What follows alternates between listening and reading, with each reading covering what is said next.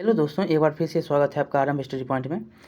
आज हम पढ़ने वाले हैं आपका हिस्ट्री क्लास 8 अध्याय 2 का यह एमसीक्यू चल रहा है, जिसका ये दूसरा पार्ट होगा। पहला पार्ट हमने टोटल 45 क्वेश्चन कर लिए थे। अब जो कोई भी क्वेश्चन इसमें बचा है उसको हम करेंगे, ठीक है।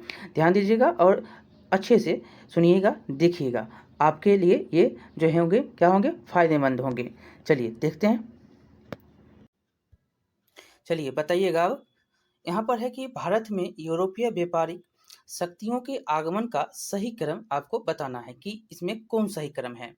डच है, फ्रांसीसी, पुर्तगाल, अंग्रेज। पुर्तगाल पुर्तगाल अंग्रेज, फ्रांसीसी, डच। अंग्रेज तो नहीं आया, सबसे पहले कौन आया था? तो पुर्तगाल आया था।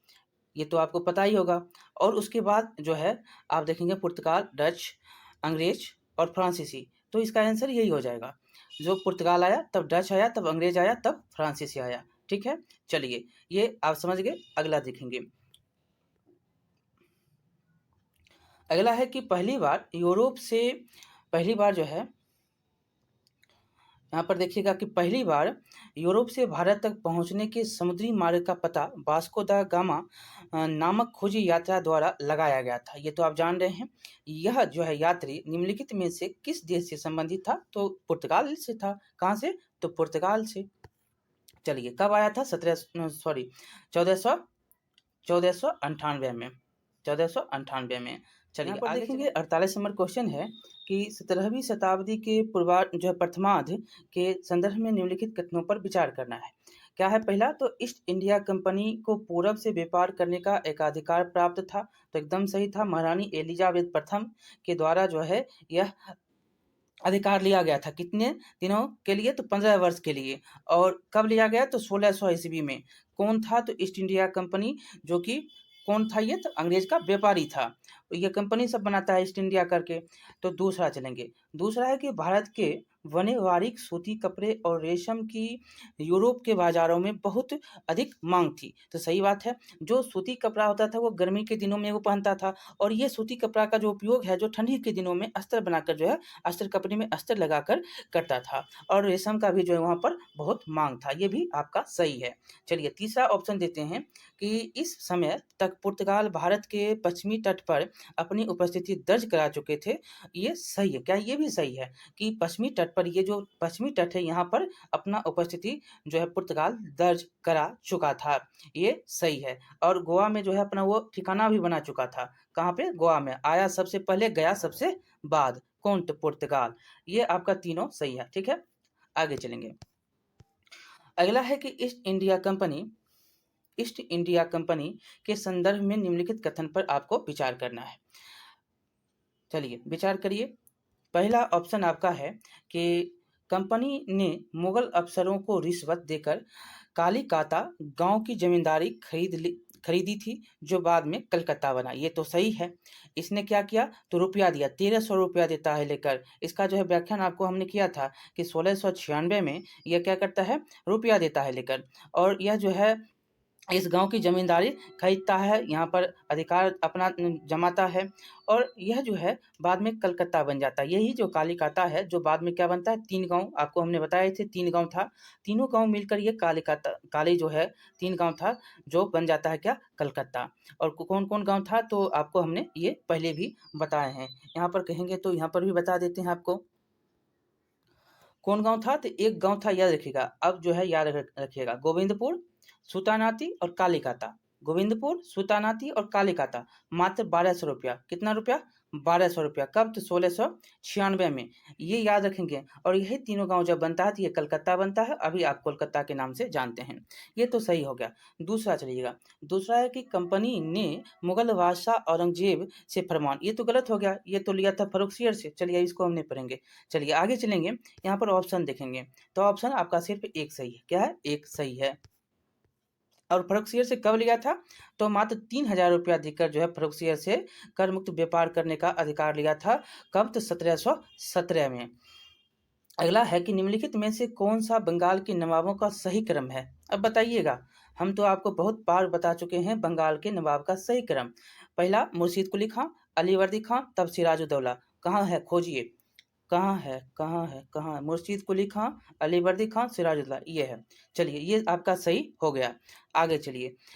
51 नंबर है कि ईस्ट इंडिया कंपनी और बंगाल के नवाबों के मध्य युद्ध के कारणों के संदर्भ में आपको बंगाल का नवाब और ईस्ट इंडिया कंपनी के नवाब के साथ जो युद्ध होता है उस पर आपको विचार करना है। क्या है? तो नवाबों ने कंपनी से व्यापार के अधिकार के बदले में नजराने की मांग की। नवाब ने कंपनी से क्या कहा कि अधिकार के बदले आप नजराना दीजिए, नजराने की मांग की। आपको सही खोजना है कि इसमें जो है सही विचार करना है कि क्या है। ठीक। अगला अगला है कि दूसरा ऑप्शन कि नवाबों ने कंपनी को सिक्के ढालने का अधिकार तो दिया परंतु कंपनी की किलेबंदी को रोक दिया। आपको इसमें खोजना है कि कौन सा सही है। तो ये तो गलत है, ये कंपनी वाला तो सिक्का वाला तो गलत है। पहला देखेंगे तो ये आपका सही है। नवाबों ने कंपनी से व्यापार के अधिकार के बदले में नजराने की मांग करता है। क्या करता है? नजराना दो तभी हम व्यापार करने देंगे। देखिए इसको ऐसे समझिए कि जो बंगाल की नवाब क्या था, शक्तिशाली था और उन्होंने जो मुर्शिदाबाद था, मुर्शिदाबाद का जो रॉबर्ट क्लाइव ने क्या कहा, ये लंदन है। आपको याद है ना, मुर्शिदाबाद को उसने क्या कहा, लंदन है। आज के मुर्शिदाबाद को देखने के लिए भी कहता है जाकर देखिए कैसा है, नहीं है वैसा। तो वो शक्तिशाली था। क्या था? बंगाल शक्तिशाली था और उन्होंने कंपनी को रियायतें देने से मना कर दिया और इसमें सिराजुद्दौला भी था। बोला नहीं देंगे, जो मुगल बादशाह ने तुमको दिया है वो हम तुमको नहीं देंगे, तुमको भी जो है व्यापार पर कर लगेगा। ये अधिकार देने से क्या किया, नजराना मतलब कि अधिकार देने से मना किया और व्यापार का अधिकार देने के बदले जो है कंपनी से नजराना मांगे। कहा नजराना दो तब व्यापार करने तुमको हम देंगे। और यहाँ पर ये भी याद रखना है कि कंपनी जो था, उन्होंने कंपनी को सिक्के ढालने का अधिकार नहीं दिया और उसकी किलाबंदी जो हो रही थी उसको भी रोक दिया था। उसको भी जो है रोक रोक लगा दी। और यहाँ पर सिराजुद्दौला तो बोलता है कि धोखाधड़ी तुम किया है, धोखाधड़ी जो है यहाँ पर धोखाधड़ी किया है। और इसका जो है इसके कारण जो है बंगाल पे जो असुली कर रहा था, असुली को हो रहा था, वो नवाब के जो मतलब कि कौन असुली कर रहा था? असुली करने लगा था ये कंपनी और इससे नवाब का जो है बंगाल का जो है राजस्व कम होने लगा और ये धोखाधड़ी हो गया। जब धोखाधड़ी हो गया तो बोला कि धोखाधड़ी किया तुम और इसके कारण लड़ाई होता है और इसके कारण जो है पलासी का युद्ध होता है। सिराजुद्दौला लड़ाई करता है और जो है आपको जो है कासिम बाजार पर हमला करता है और इसका जो है तब यहाँ पर रॉबर्ट क्लाइव उस समय था, तो वो गुटबंदी राजनीति का जो है प्रचंड प्रपंच जो रचता है, मीर जाफर को बुलाता है और जो है आमी चंद था, सेठ था, इस सब को जो है साथ करता है और लड़ाई होता है। मीर जाफर उसका सेनापति था जो कि गद्दार निकला। हमने कहानी आपको यहाँ पर बता दी। चलिए यहाँ पर आप समझ गए। चलिए अब अगला है 52 नंबर। 52 नंबर है कि प्लासी के युद्ध के संदर्भ में निम्नलिखित कथनों पर विचार करिए। अभी तो आपको हमने बता दिया कि रॉबर्ट क्लाइव जो था वो क्या था, सेना का नेतृत्व कर रहा था। दूसरा है कि सिराजुद्दौला के सेनापति मीर जाफर की टुकड़ियों ने युद्ध में हिस्सा नहीं लिया, ये भी सही है, दोनों आपका सही है, ये धोखा दे देता है। तीसरा देखेंगे कि इस युद्ध के बाद सिराजुद्दौला को मार दिया गया, सही बात है, और मीर जाफर नवाब बनता है, ये भी सही बात है। मीर जाफर को नवाब 1757 में बनाया गया और सिराजुद्दौला को तो इसी ने ही मार दिया। चलिए आगे चलेंगे। आपका जो है अगला क्वेश्चन है कि बक्सर के युद्ध के संदर्भ में आपको विचार करना है, कथन पर विचार करना है कि यह युद्ध कंपनी और मीर जाफर, ये तो गलत है, मीर कासिम था। चलिए इस युद्ध में कंपनी की जीत के बाद मीर कासिम को नवाब बनाया गया, ये भी तो गलत है। मीर कासिम तो नहीं, कौन बनता है? मीर जाफर बनता है। चलिए अगला है कि इस युद्ध के बाद अब नवाब को हर महीने 5 लाख रुपए कंपनी को चुकाना तय था। उपयुक्त में से आपको बताना है कौन सा सही है। मात्र तीसरा जो है आपका सही है और दोनों तो हमने बता दिया कि दोनों गलत है।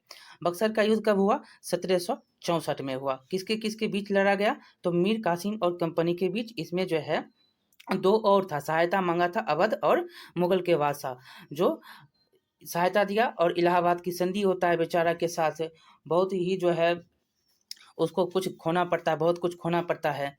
यहाँ पर नवाब और जो अवध का नवाब था और जो मुगल शासक था उसका दोनों का जो है बहुत कुछ ले लेता है, कौन? तो कंपनी।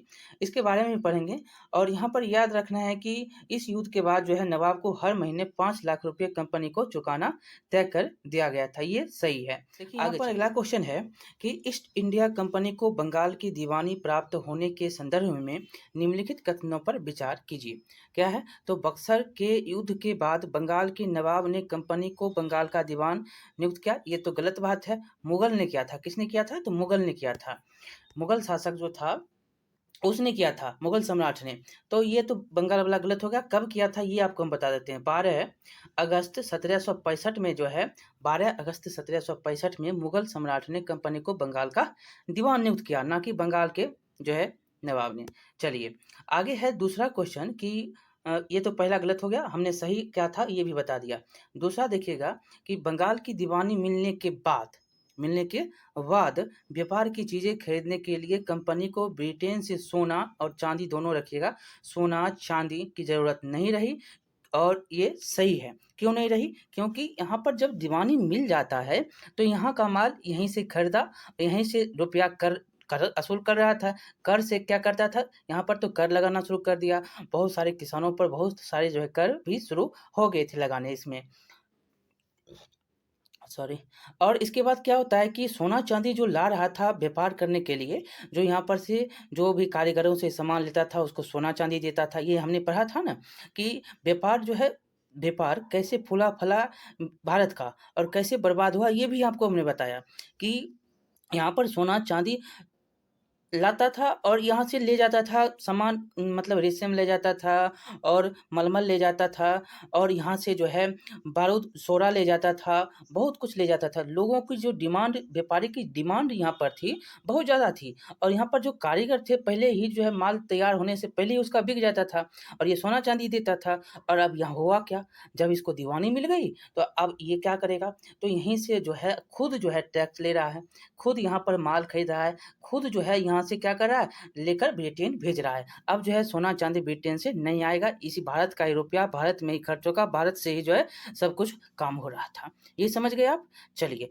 अब जो है यहाँ पर हमने यहाँ पर डिटेल बता दिया आपको। चलिए दूसरा क्वेश्चन पर चलते हैं। ये आपका दूसरा क्वेश्चन है कि 55 नंबर है कि बक्सर के युद्ध के संदर्भ में कंपनी ने भारतीय रियासतों में रेजिडेंट तैनात कर दिए। ये तो बहुत ही आपको पता है कि ये हर एक जो है मतलब कंपनी ने क्या किया, तो एक रेजिडेंट तैयार कर देता है, मतलब तैनात कर देता है। वहाँ पर कौन शासन व्यवस्था चलाएगा, क्या करेगा, नहीं करेगा। अब जो है यहीं के जो हैं अब कर्मचारी जो भी यहाँ के अधिकारी थे वही तय करते थे। तो ये हमने पढ़ा है। तो आपको यही याद रखना है कि इन रेजिडेंटों के संदर्भ में आपको सही कथन कौन सा है चुनना है। सही कथन मतलब बक्सर युद्ध के बाद जो है कंपनी ने भारतीय रियासतों में रेजिडेंट तैनात कर दिए। इन रेजिडेंटों के संदर्भ में आपको कथन चुनना है। हमने बहुत कुछ अभी बात आपको बता दी। चलिए ये कंपनी के राजनीतिक या व्यावसायिक प्रतिनिधि होते थे। पहला। दूसरा कि इनके माध्यम से कंपनी के अधिकारी भारतीय राज्यों के भीतरी मामलों में दखल देते थे। ये नीचे आपको कूट, ये दोनों सही है। देखिए राजनीतिक हो गया, सामाजिक हो गया, आर्थिक हो गया, सब में इसका जो है रेजिडेंट का महत्व था। सब जो है इसमें दखल देता था और यहाँ पर अधिकारी ये भी तय करता था कि अगला राजा कौन होगा, अगला नवाब कौन होगा, यहाँ का जो है सेनापति कौन होगा, ये सारा तय करने लगा था अधिकारी सब। ये समझ गए? चलिए यहाँ पर दोनों आपका सही है। अगला चलिएगा 56 नंबर है कि सहायक संधि के संदर्भ में निम्नलिखित कथनों पर विचार करना है। सहायक संधि, तो सहायक संधि पहला है ऑप्शन, इस व्यवस्था को स्वीकारने वाला रियासतों को स्वतंत्रता जो है स्वतंत्र सेनाएं रखने का अधिकार नहीं था। पहला। दूसरा है कि ये तो सही है, ये अगर इस जो है व्यवस्था को अगर स्वीकार कर लेगा तो रियासत जो है स्वतंत्र सेना नहीं रखेगा। अगला कि दूसरा है कि इस संधि के तहत रियासतों को सुरक्षा के बदले कंपनी द्वारा रखी गई सहायक सेना का खर्च रियासतों को चुकाना पड़ता था। अगर नहीं चुकाता था तो उसे अधिकार छीन लिया जाता था, उसे जो दिया गया इलाका था वह छीन लिया जाता था। ये तीसरा ऑप्शन में भी आपको यही दिया गया है कि रियासतों द्वारा इस संधि की शर्तों में जो है रकम ना देने पर, ना दिया गया, ना समय में पर देता है तो जुर्माना के तौर पर इलाका छीन लिया जाता था। और ये तीनों के तीनों जो है कथन आपको सही है, जो सहायक संधि में लिखा गया। मतलब सहायक संधि में के संदर्भ में ये सारे के सारे आपको कथन सत्य हैं। 1, 2, 3 देखिए कहाँ है 1, 2, 3 तीनों कथन सही। ये समझ गए आप? हमने कहानी जो है पढ़ी थी इसके बारे में। और आपको याद है ना कि हमने ये भी बता दिया कि 1700 जो है 98 से 1798 से 1805 तक का जो काल किसका था? वेलेजरी का था। और 1801 ईस्वी में जो है अवध के नवाब को अपना आधा इलाका कंपनी को सौंपने के लिए मजबूर कर दिया। और इसी आधार पर जो है हैदराबाद के भी जो कई इलाके छीन लिए गए थे, जो जुर्माना लगा दिया। जुर्माना लगाकर जो है ये काम किया गया था, किसके द्वारा? वेलेजरी के द्वारा। और सहायक संधि जो है थोपा भी जाता था, इसी प्रकार से थोपा गया था सहायक संधि। ये समझ गए? चलिए आगे चलते हैं। अगला है कि मैसूर रियासत के संदर्भ में निम्नलिखित कथनों पर विचार कीजिए। मैसूर के, और यहाँ पर पहला है कि हैदर अली और टीपू सुल्तान के समय मालाबार तट पर होने वाले व्यापार मैसूर रियासत के नियंत्रण में था। ये सही है। काला मिर्च, काली मिर्च जो है, मिर्च, इलायची जो है, मसाला, ये सब इसके ही जो है यहाँ से निर्यात आयात किए जाते थे। और यहाँ पर जो है रोक लगा देता है कौन? तो टीपू सुल्तान। और इससे भी जो है संघर्ष शुरू होता है और लड़ाई होता है। ये तो आप जानते हैं कि मैसूर और जो है आंग्ल मैसूर युद्ध होते हैं, 4 आंग्ल मैसूर युद्ध होते हैं। और इसमें एक कारण ये भी था जब टीपू सुल्तान ये काम करता है। अगला देखिए, दूसरा ऑप्शन है कि टीपू सुल्तान को शेर मैसूर कहा जाता है। ये तो सही है, हमने ऊपर में आपको बता दिया क्यों शेर मैसूर, तो शेर को मार दिया था इसलिए, फ्रांसीसी दोस्त के साथ गया था और उसमें जो है ये शेर को मारता है। चलिए अगला देखते हैं कि टीपू सुल्तान ने अपनी सेना के आधुनिकीकरण के लिए डचों की सहायता ली। ये तो गलत है, ये तो गलत है। किससे? फ्रांस से सहायता ली थी, फ्रांस से इसने सहायता ली थी। देखिए शासनकाल आप समझिएगा, हैदर अली का जो शासनकाल है 1761 से 82 है, और टीपू सुल्तान का जो शासनकाल है वो 1782 से 99 है। और मालाबार तट पर होने वाले व्यापार जो थे वो मैसूर रियासत के नियंत्रण में था। ये हो गया। और यहाँ पर काली मिर्च, इलायची, ये सब जो यहाँ से व्यापार किए जाते थे। आपको याद है कि 1785 ईस्वी में टीपू सुल्तान ने क्या किया? तो ये जो है बंदरगाह, जो अपने रियासत का जो बंदरगाह था, वहाँ पर चंदन की लकड़ी, काली मिर्च, इलायची, ये सब पर जो है निर्यात पर क्या करता है? रोक लगाता है।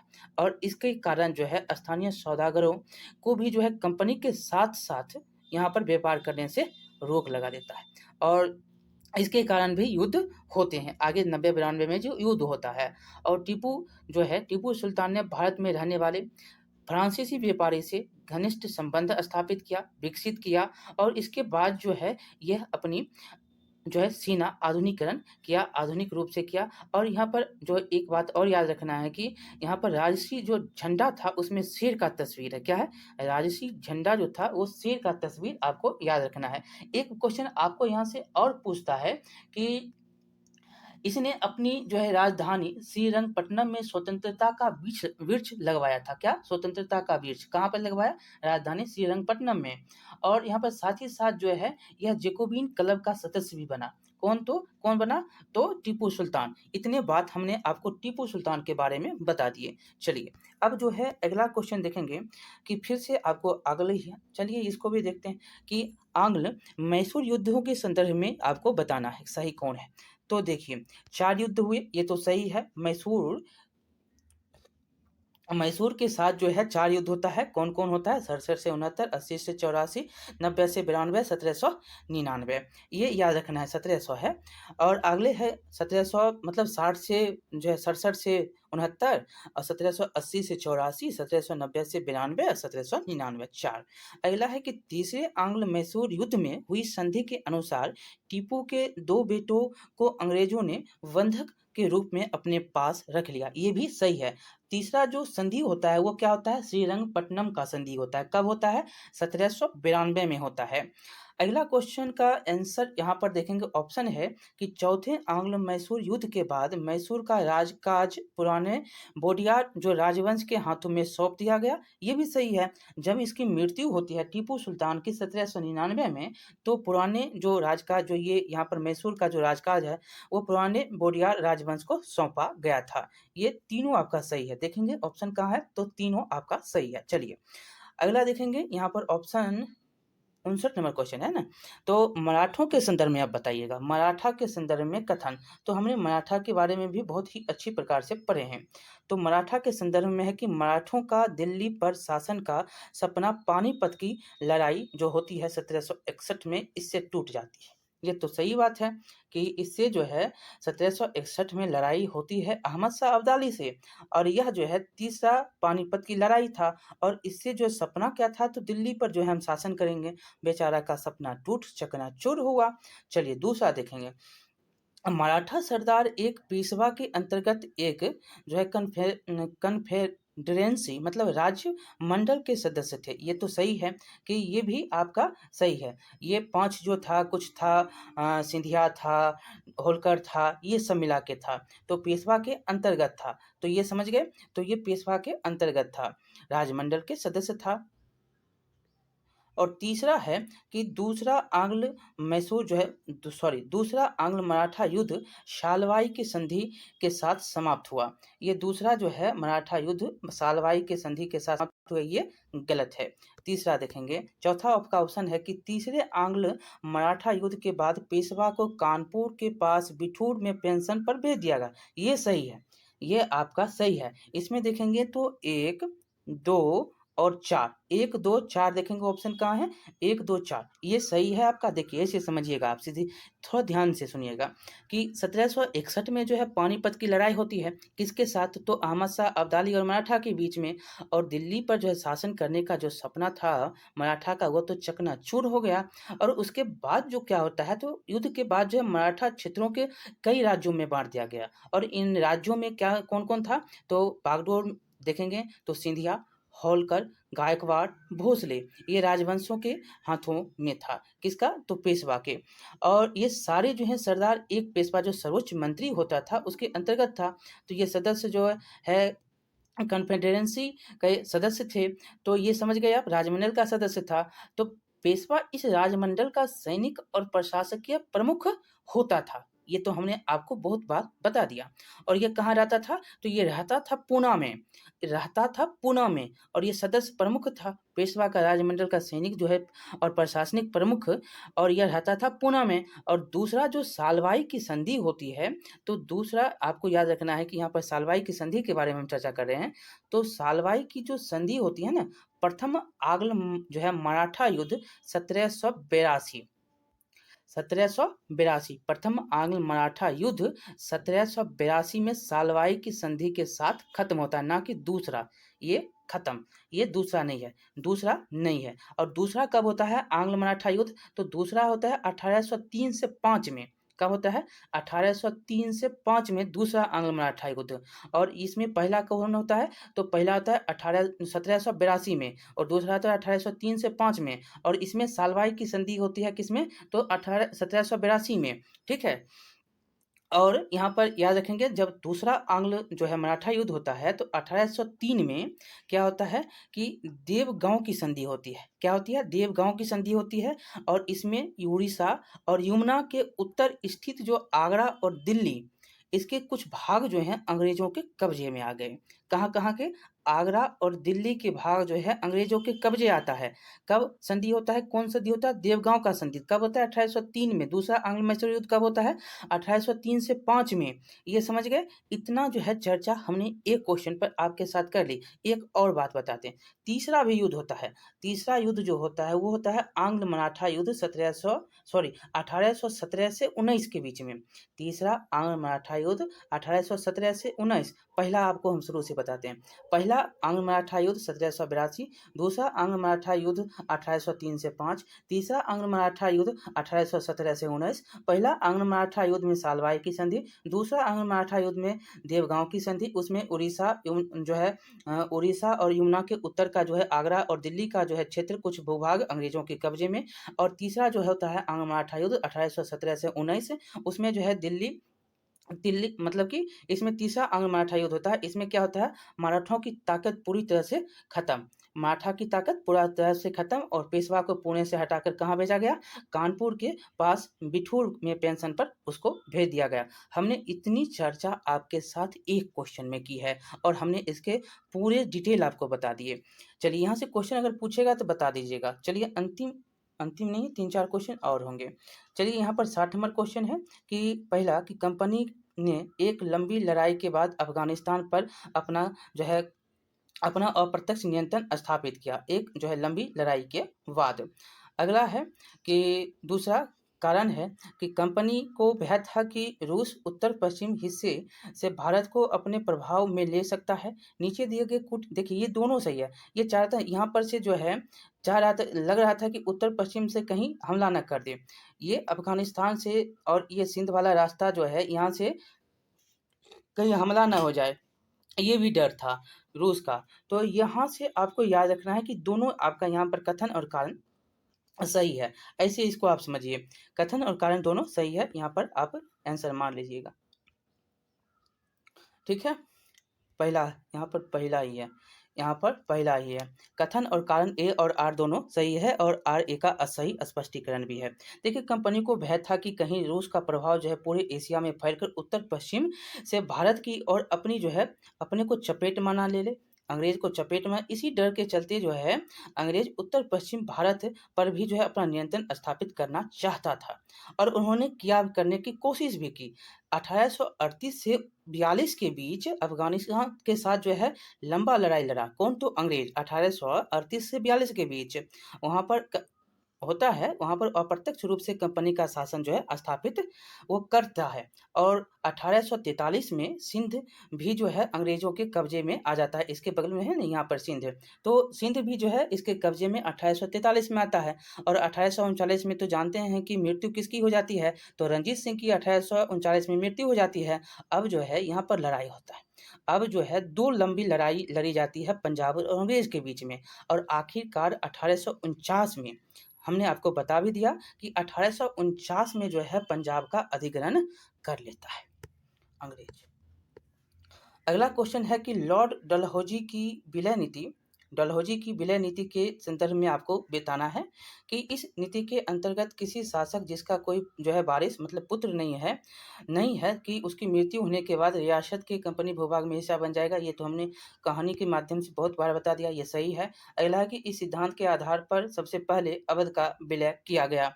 यहाँ पर आपको बताना है कि सबसे पहले विलय किया किसको गया था, अवध का नहीं। अवध का विलय सबसे पहले नहीं किया गया था। यहाँ पर जो सबसे पहले विलय किया गया था सतारा का, किसका? तो सबसे पहले इस विलय नीति के तहत सतारा का जो है 1848 में 1848 में, पहला तो सही है 1848 में सतारा का। दूसरा जो है सबलपुर का 1850 में। और वर्तमान जो छत्तीसगढ़ का देख रहे हैं उदयपुर का क्षेत्र, वो कब? तो 1852 में। नागपुर 1853 में, झांसी 1854 में ये विलय होते हैं। शुरू से बताइएगा सबसे पहले कौन? तो यहाँ पर अवध नहीं, सबसे पहले सतारा 1848, सबलपुर 1850 और 1852 में होता है उदयपुर, और नागपुर 1853 में, और झांसी कब? 1854 में। ऐसे करके याद रखना है और यहाँ से क्वेश्चन आपका सही हो जाएगा। ठीक है, चलिए। और यहाँ पर एक बात और हम बताते हैं कि 1856 में कंपनी ने अवध को अपने नियंत्रण में ले लिया था। कब? 1856 में। तर्क दिया कि अवध की जनता को नवाब के कुशासन मतलब शासन अच्छे से नहीं चला रहा है, तो कुशासन से आज़ाद कराने के कर्तव्य से जो है आज़ाद कराने के लिए कर्तव्य से बंधे हुए है कौन? तो कंपनी। और इसके कारण जो है वह अवध को कब्जा करने के लिए मजबूर है। ये डलहौजी बोलता है कि अवध को कब्जा करने के लिए हम मजबूर हैं, और कर लेता है अवध को कब्जा। ये तर्क देता है बेचारा कि कुशासन चल रहा है यहाँ पे। अगला देखेंगे, अगला है कि गवर्नर जनरल वॉरेन हेस्टिंग्स के काल के में हुए प्रशासनिक सुधार के संदर्भ में आपको बताना है कि कौन सा कथन, यहाँ पर कथन पर विचार करेंगे। पहला आपका है कि वॉरेन हेस्टिंग्स ने प्रत्येक जिले में एक फौजदारी तथा दीवानी अदालतों की स्थापना की, ये तो सही है। और 1773 के रेगुलेटिंग एक्ट के तहत सर्वोच्च न्यायालय के साथ-साथ कलकत्ता के अपीलीय अदालत सदर निजामत अदालत की स्थापना की, ये भी सही है। ये भी आपका सही है। चलिए देखेंगे ऑप्शन में, तो हाँ, ऑप्शन में 1 और 2 दोनों है। इसको ऐसे समझिए आप। वॉरेन जो हेस्टिंग्स के समय 3 प्रेसिडेंसी थी। कौन-कौन था? तो एक था प्रशासनिक इकाई, एक था बंगाल, एक था मद्रास और एक था बम्बई, जो बम्बई मुंबई हो गया है, बम्बई था। और हर एक शासक जो था वहाँ पर गवर्नर के पास होता था। हर एक जो है का शासन गवर्नर के पास होता था। और सबसे ऊपर कौन था? तो गवर्नर जनरल होता था। गवर्नर जनरल कौन था? तो वॉरेन हेस्टिंग्स था। ये समझ गए? और यहाँ पर कई जो है इसने सुधार भी किए। सबसे ऊपर कौन? तो वॉरेन हेस्टिंग्स, गवर्नर जनरल। और उसमें भी गवर्नर होता था, जो 3 प्रेसिडेंसी थी, जो प्रशासनिक इकाई थी, बंगाल, मद्रास और बम्बई। ये समझ गए आप? आगे चलिए। आगे आपको यहाँ पर याद रखना है कि 1772 में एक नई व्यवस्था के जो है तहत उसने प्रत्येक जिले में 2 अदालत, एक फौजदारी और एक दीवानी अदालत की स्थापना करता है। और दीवानी अदालतों के मुखिया जो होते हैं वो यूरोपीय जिला कलेक्टर होते हैं। इसी के द्वारा जो है कलेक्टर की व्यवस्था शुरू की गई थी। तो कौन होता था? तो यूरोपीय जिला कलेक्टर जो होता है वो दीवानी अदालतों के मुखिया होंगे। और फौजदारी अदालत की जो होंगे वो कौन होंगे? तो काजी। काजी एक क्या था? न्यायाधीश था। काजी एक क्या था? न्यायाधीश था। काजी न्यायाधीश था। और मुफ्ती, काजी एक न्यायाधीश था। और मुफ्ती मतलब मुस्लिम समुदाय का एक न्यायविद जो कानूनों की व्याख्या करता है। समझ गए? यहाँ पर के अंतर्गत आता था। मुफ्ती क्या था? तो कानून की व्याख्या करने वाला।